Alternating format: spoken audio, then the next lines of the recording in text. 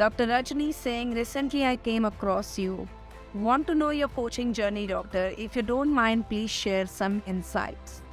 My coaching journey, as in me becoming a coach, or you're talking about how has been my journey as a coach? Okay, I'm going to share in a short. 25 years back, I became an Ayurvedic doctor. And after that, I started working with patients, those who had chronic illnesses like, you can say autoimmune disorders like ankylosing spondylitis, rheumatoid arthritis, cardiovascular disorders, Parkinson's, Alzheimer's, paralysis, sinusitis, migraine, and a lot of chronic illnesses when people started coming to me.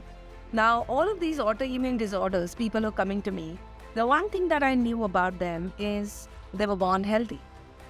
And even though we consider hereditary and genetics and all of those things, but there are 0.01% genetic disorders are replicated, like it transfers from one generation to another. That means the autoimmune disorders or the cardiovascular disorder, diabetes mellitus, and all of these diseases are something that can be reversed, right? So my journey 25 years back started, and I started doing a lot of research in terms of what must be happening to these people for them to reach a stage where they are getting this cancer or this autoimmune disorder, the thyroid, or all of these problems subsequently. And I started researching, and in that research I found out the reason behind them getting all of these diseases is somewhere deep down they were dissatisfied in their life. They were regretting, or they were resentful, or they were bitter about certain things in their life, and those certain things happened somewhere in the past in their life. But even though they happened 10, 15, 20 years back, they still had the resentment in their space. It had become the personality.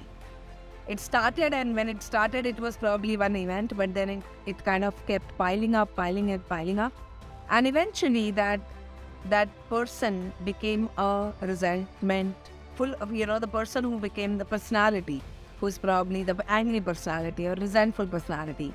And that personality then started attracting these diseases. Their thoughts are an automation of negative thinking. And the negative thinking started, pushing the immune system and the lymphatic system in their body to create a lot of emotional turbulence. And whenever you are in the emotional turbulence, you are releasing stress hormones like adrenaline and cortisol. And adrenaline and cortisol are the hormones that are in small quantity very good to take care of your problems and challenges. Like it helps you to overcome stress. But when your body is addicted to adrenaline and cortisol, you're sure to invite the diseases, because it's a very negative feedback loop that your body and brain goes into. Your heart goes into the incoherence. And when that happened for years and years and years for these people develop these diseases. And my turning point was when I was working with these people. My own mother was diabetic, and unfortunately I couldn't help her, I couldn't save her, because my research was not complete.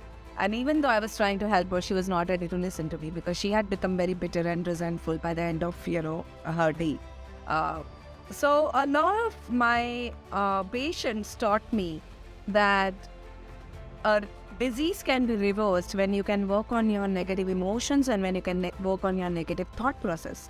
And I also realized that a lot of people feel that by meditating for 20 minutes or doing some kriya for 20 minutes, they're thinking positive, so all is great. That's not true. The 20 minutes of meditation gives you only, maybe 1 hour of respite. But what about the rest of the 23 hours? What about when you're not conscious about your thoughts? What are your thoughts that time? So I realized that your brain and your body is a machine on automation, and 95% of your life runs on this automation. And when I realized this, and when I started reversing these brain diseases like cancer, thyroid, cardiovascular disorders, diabetes, ankylosing spondylitis, rheumatoid arthritis, I started helping people with degenerative disorders. I started realizing that why am I waiting for these people to fall sick and then come to me?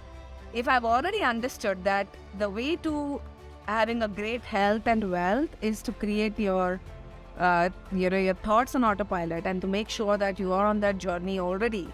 Like, why not, like Ayurveda says, that Ayurveda most often tell you to take care before you fall sick.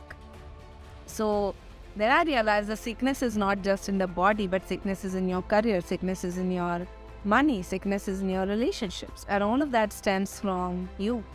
You are the sun of your solar system. So why not take care of the sun? And that's where my journey began, where I realized that I don't just want to I still take care of my medical patients. I still take care of the critical illnesses like autoimmune disorders, and I work with the cancer patients and all of that. But I realized that if I want to avoid this, if I want to make sure that, people are getting better in their life, is to help them before they fall sick. And that's where the journey of helping people becoming their better version started.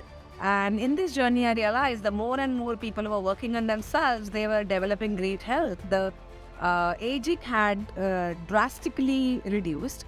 People had started, looking better. People had started feeling better. People had started glowing. I've been observed in my 3-day events that, after the first day and like a Friday to Sunday, there's a skin color changing. A lot of baggage is dropped. You're feeling younger within yourself. You have more energy to take better action. You're more clear. You're more focused. And when all of this is happening in your life, when your life is going good, there are very minimal chances that you're going to fall sick or fall prey to a big illness. I'm not saying that the small things will not happen, but then your immunity improves. So there's a combination of a lot of things, Dr. Rajni, that I did in the last 25 years. In this journey, I also worked a lot on myself because I had a lot of baggage, and I was sharing just now about the therapy sessions and all. Because I needed to learn a lot, certain things about myself. I needed to get over certain things about myself.